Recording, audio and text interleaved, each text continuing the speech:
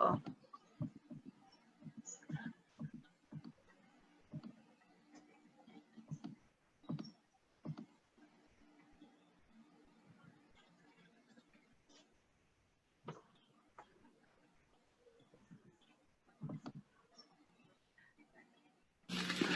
Next,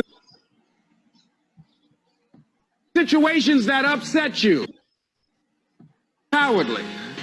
But I'm not going to expend any energy arguing with anybody. Life is too short, ladies and gentlemen, and unpredictable. I don't want to spend my time arguing with anybody, so I avoid situations that will get me upset. I don't argue with people. I avoid things. I don't look at movies that frighten me. Last frightening movie I saw was The Exorcist. I never saw another one after that. I'll never forget going home. At that time I was married and I was blowing the horn, going up into the driveway. I said, "Open the door."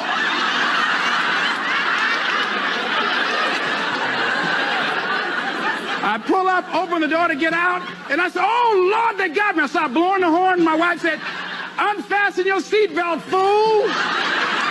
I said, "Oh, all right."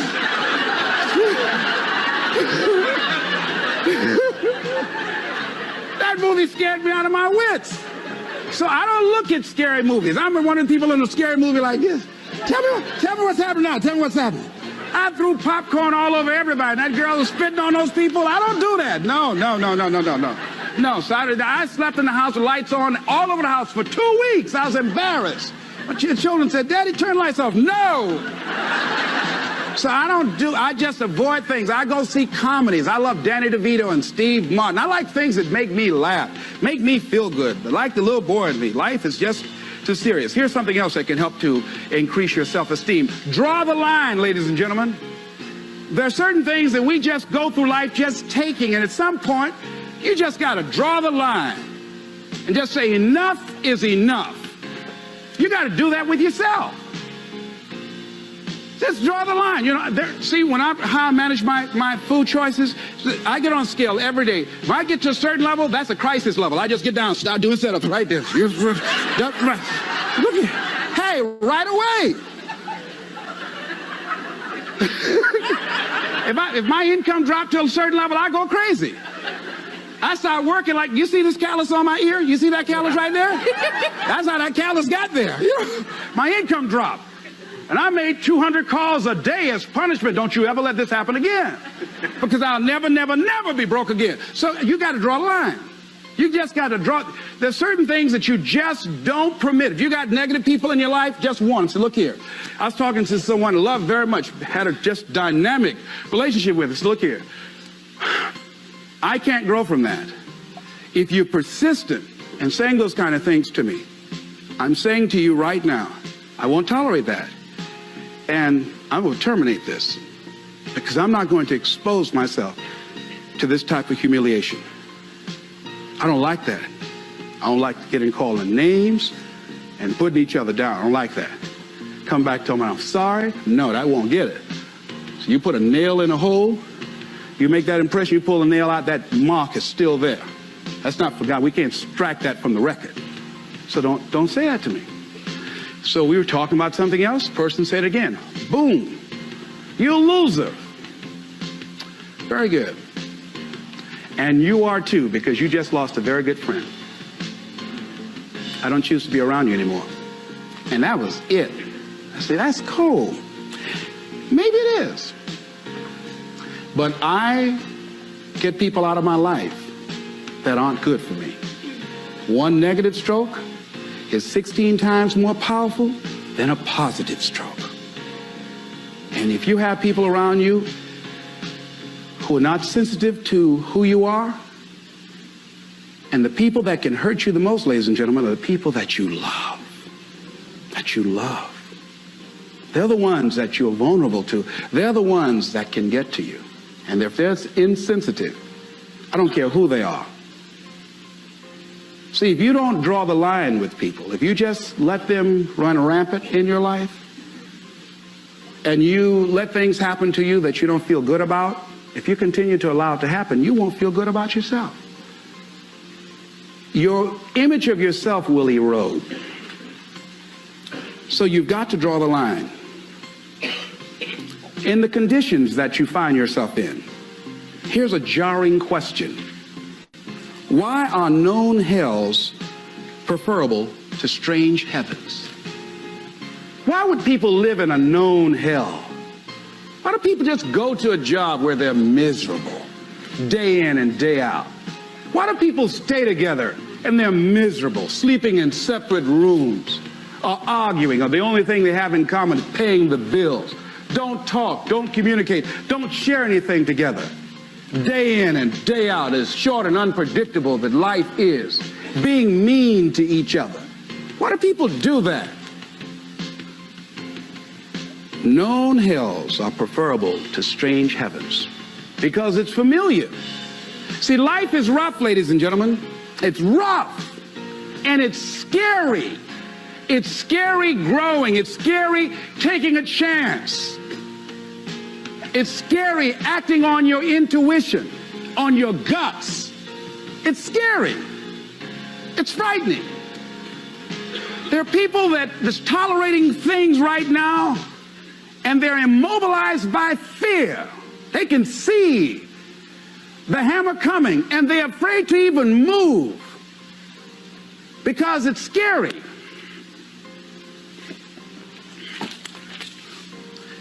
Theodore White said something. To go against the dominant thinking of your family, friends, and those people you associate with every day is perhaps the most difficult act of courage you will ever perform. See, when you start growing, when you start changing the way you walk, the way you talk, the way you act, the way you respond to things, the way you use your time, when you start saying, no, I can't do that. Why? You're too busy. You don't have the time. No, I have my own agenda. I got something that I'm doing. Not lying to try and get out of it. Just say, no, I'm busy doing something that I want to do. Or I don't want to do that. And I'm not going to do it. I'm not mad. Not upset about it. I just don't want to do it. Why? Well, I don't have to give you any reasons why I don't want to do it. But listen, thank you so much for asking me. Take it easy here. Hey, I thought you were all right. Is that right? Oh, boy. Ask me, do I care about that? See, if people can put you on a guilt trip, they will. And use you and abuse you over and over and over again. You got to draw the line. You have to draw the line on them. Don't go through life feeling like you're powerless. Victims are people that are powerless. You're not powerless. You are powerful. You direct the power in your life. Whatever your life is right now, it is a duplication of your consciousness. It's a result of how you have decided to use your power. That's all it is. That's not who you are. That's just a perverted use of your power that you aren't satisfied with. And you've got the power to change that. Wherever you are, how, I don't know. But I know you've got the power to do that. But you don't know what has happened to me. It really doesn't matter what has happened to you. See, the only thing that really matters is, what are you going to do about it? That's all that matters. That's all that matters. You can allow it to destroy you, or you can allow it to build you up. John Powell, in a book called Why I'm Afraid to Tell You Who I Am, and he went to get a newspaper. Guy was very discourteous to him. He was very courteous to the guy. The guy who was with him said, why would you be as courteous to this guy as you were, considering how rude he was to you? He said, I'm not going to allow that man to determine how I'm going to act. That thing's that's going to happen to you in life, ladies and gentlemen. Make it okay. Lord, grant me the serenity to accept the things that I cannot change. I cannot change the fact that when I asked my son to go, that I will no longer take care of him, that he became angry and perhaps hate my guts. To change the things that I can change how I respond to it. I can become upset, nervous, tense about it, weak about it, or I can say, it's okay. He who cares less wins.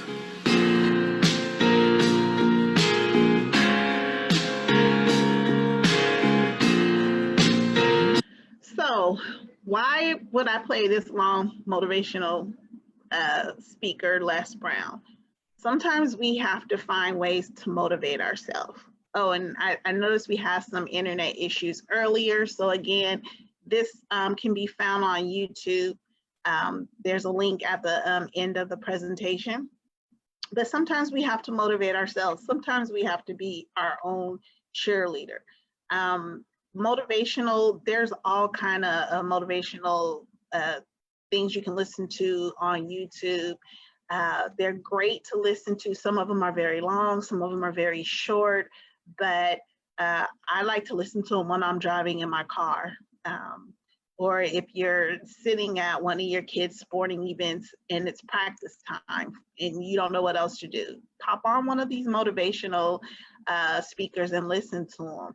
They're great self-care. They usually talk about everything from our weaknesses to kindness to choices to the attention, priorities, helping us get priorities straight, helping us think about some of the things that we need to change in our life. Maybe we need to slow. Maybe we need to find some support. Maybe we need to learn how to accept things. That's what things can help us do.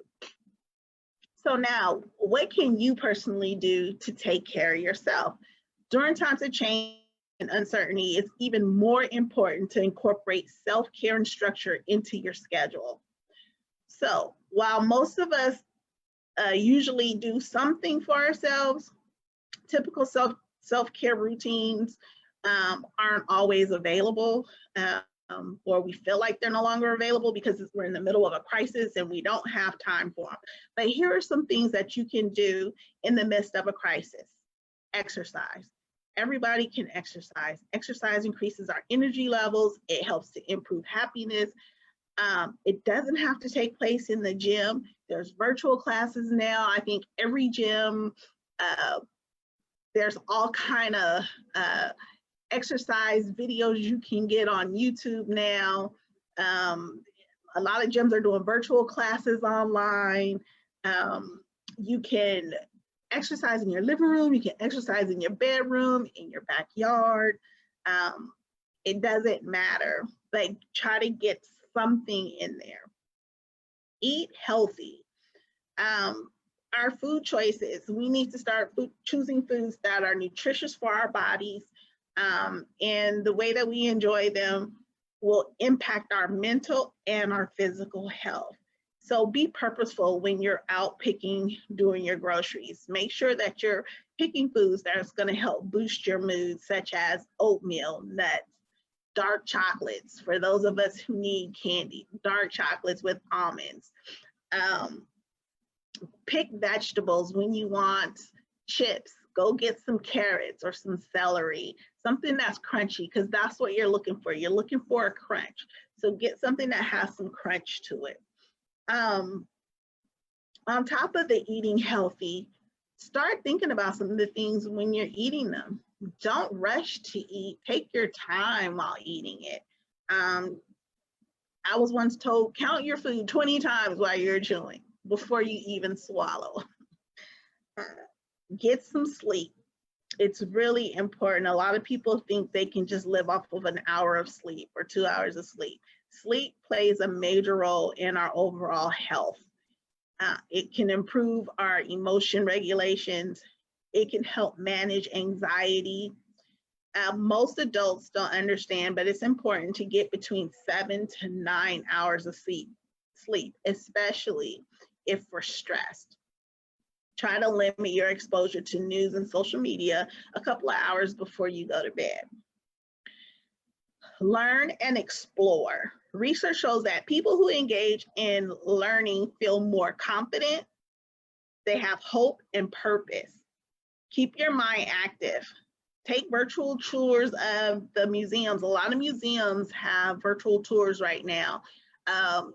Monterey Bay, I live here in the Bay Area, Monterey, once a week, they go virtual with their cameras in the habitat areas. And most recently, I got to watch one. And it's just watching the animals as they swim around or do what they're going to do. But they can be very relaxing and soothing. Read more. Try reading some new recipes, creating some new meals. Work on solving puzzles. Have structure and a regular routine. Having regular times for eating, going to bed, getting up in the morning, exercising, working or studying can help maintain a sense of normalcy, right? So try to maintain some type of structure and routine. Practice mindfulness, which we just did. We did several in this video, in our platform here. Take breaks throughout the day. First thing in the morning, before you go to bed, slow down, be present where you are, practice pausing, practice some deep breathing. You can do that just in 60 seconds, some deep breathing, right? Use essential oils in your room. It's essential to our well-being and our mental health. It helps us to reduce stress, we worry less, and it enhances our feelings of resiliency, right? And then last but not least, talk with friends. Our connection with other people help us to cope with all of the ups and downs in our life.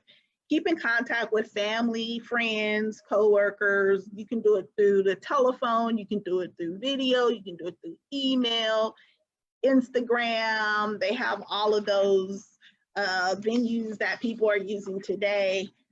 Use those to stay in contact with other people. Now, you might wonder, what are some things that I can do with my family? What if my kids are stressed? What if my kids are showing that they're anxious or worried about something? So what first you want to do is just be aware of common reactions to trauma, because each child is unique in how he or she responds to trauma, right? So just be present for them. Be prepared to deal with their fears, their worries. Common childhood fears could intensify during this time right now with COVID. Kids are afraid of the dark, or they don't want to be alone because they think something might happen. Let them sleep with the light on. It's okay. Maybe they need to sleep with a favorite toy. It's okay. Let them sleep with that toy. You want to create a sense of safety, because children will feel vulnerable and overwhelmed, right? So you want to make sure that you focus on being protective of them, and that they know that you protect them no matter what. Offer them physical comfort if they need it. Maybe you have a weighted blanket. Kids love to sleep with weighted blankets. Or maybe you can cook their favorite food. That can be comforting to some kids. And then calming activities. Kids also need, they have motivational speakers for kids. They have those mindful meditations for kids. Give them one. Let them listen to one. Limit their exposure to the news. Don't rely on the news to give your child the information that they're looking for, right? You talk to them. It's important for you to have conversations with your kids as well, and clarify when they're confused about something that they have. If you don't know the answer, look it up. Don't just give them any random answer because you don't know the answer. Be honest, tell them, I don't know the answer to that, but let me find it out for you, right? Take time to listen to them. Let them express their feelings and concerns. You don't tell them what they're feeling or what they might be concerned about. Use active listening. Let them tell you what it is. And then you might be thinking like, well, what is it that I can do? Well, you guys can prepare meals together. Maybe they can make sandwiches for lunch, or maybe they can help put the cereal and the milk out for breakfast. Maybe for dinner, they can help set the dinner table or put out the juice or whatever. Fix broken items together. If you're sewing, maybe they can help get you the materials or pick out the materials, right? Maybe they can help you clean old shoes, wash them, shine them up. Maybe they can help you undrain a clogged pipe or something by getting you what you need to unclog the pipe, right? Arrange your wardrobe. Go through and have them set out maybe they're wearing something all the time but switching out. Okay, so teach them how to change out their favorite dresses or their favorite shorts or pants and switch them out for other things, and set it up for 5 days out of the week. Do some general cleaning. Kids can learn how to vacuum. Kids can learn how to dust. Kids can help make up beds or change linen on bed. So help teach them how to do some general cleaning. Maybe they can just wipe out the bathroom sink, or put all of the dirty towels in the laundry room to be laundered. Play games together, make movies together. There's a lot of people doing TikTok and other type of homemade videos, and then they're posting them or they're sending them to family members who they aren't able to see on a regular basis anymore. So, you know, pull out the old school games, play some Scrabble, some Monopoly, get a deck of cards, learn how to play some different card games, right? Put together some family puzzles. Those are all things that you can do. Share some family history. Get some old pictures and bring them out of your grandparents, your great-grandparents, some aunts, uncles that your kids have never met, even cousins, and share your family stories with them. This is a great time to teach them about their family members and where they come from and who all of their kin people are. So now that we've come to the end of the presentation, I'd like to open this up for any questions. Although we know that in life, questions are guaranteed, answers are not always guaranteed. But if you have any questions, go ahead and type those in, and you know, we'll do our best to get you answers. Again, like I told you, we do have information links to all of the YouTube videos that were shared here in this presentation, and you can go in and you can download any of them that you'd like to your YouTube account. I'm going to return this to Cookie. We do have 3 questions actually. Okay. From Danielle Wright. Okay.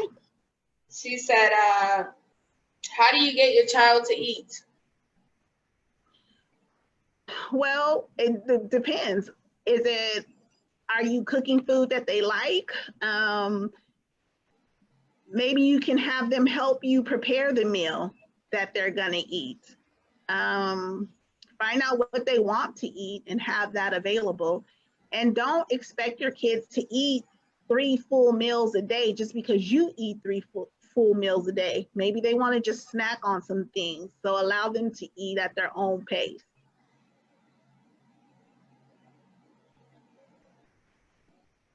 All right, next question is, how do you get your family to meditate with you? Find something that interests them. So meditation comes in all forms. You can play one of the videos that we just played. You can do a exercise, a Tai Chi exercise together. Find out what they like to do and incorporate that.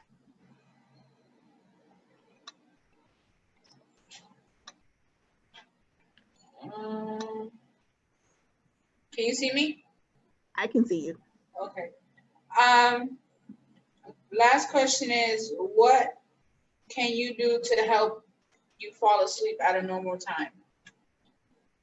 What can you do to help you fall asleep at a normal time? Well, I'm not sure what your normal time would be, but if you're having difficulties falling asleep, make sure that you're in complete darkness. So turn off any TVs, turn off any alarm clocks that might have a light on them. Switch to the old school clocks that are analog. If you need to, try to listen to some soothing sounds before you go to sleep. Think about what you've done before you've gone to bed. Were you watching a movie? Were you watching TV? Were you trying to read a book? So you might want to look at what you were doing prior to going to bed, and just every night, if that's your set bedtime, if 7 o'clock is your set bedtime, put yourself in bed at 7 o'clock.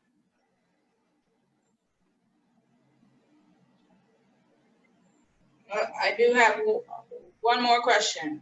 Okay. How do you explain mindfulness to a child? You don't have to explain mindfulness to a child, but what you might want to do is let them know the importance of them taking care of themselves and learning how to relax when they're body is feeling anxious or overwhelmed, and teach them. They're gonna model what you do. So if you teach them, you show them, that's how you can kind of explain to them what it is. You want to tell them what it is. It's to help them relax. It's to help soothe them. It's to help center them. And then you show them. Let them watch you. Okay, I think that's it. Okay, well, thank you. Thank you for doing this. Yeah, thank you for doing this. Yeah. This is, I feel like this one is really important, especially for, you know, parents in our community. We're used to parenting, we're taught to parent a certain way, and it's, most of it is not positive. So Yeah. Well, and it's normal. You know, we're trying to change that mindset and let people know that parenting can be positive. And when you are positive, your children tend to have less behavioral issues when you put a positive spin on your parenting versus letting everything be negative and you always using the word no. So if you can reframe that no, if you can refrain from your own yelling and screaming and losing control and put a positive spin on it, your children are more likely to want to behave well so that they can continue to get positive praise from you and the things that they're looking for, because most kids are looking for positive attention from their parents. Nobody wants negative attention. Nobody wants to get spankings or be yelled at. But sometimes our kids feel like they have to, because when they do good things, we don't always pay attention and we don't always praise them for the good things. They only hear us when they're doing something wrong. Right. Very true. So yeah, thank you so much. Really appreciate it. Thanks for having me. All right. All right, take care. You too. All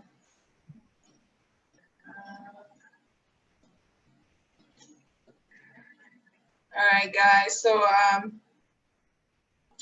before we go today, let me get you some updates.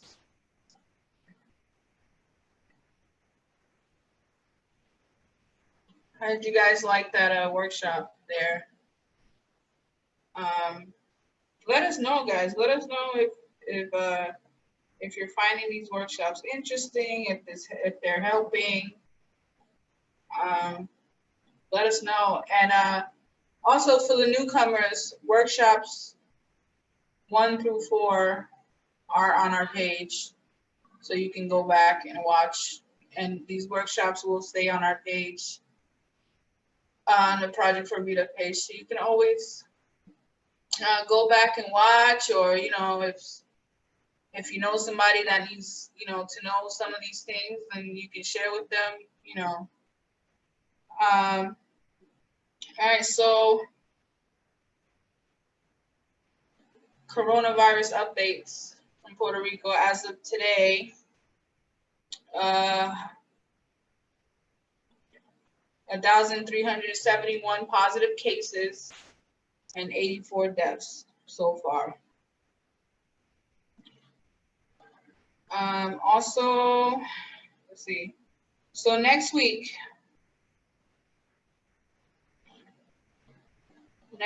Saturday, May 2nd,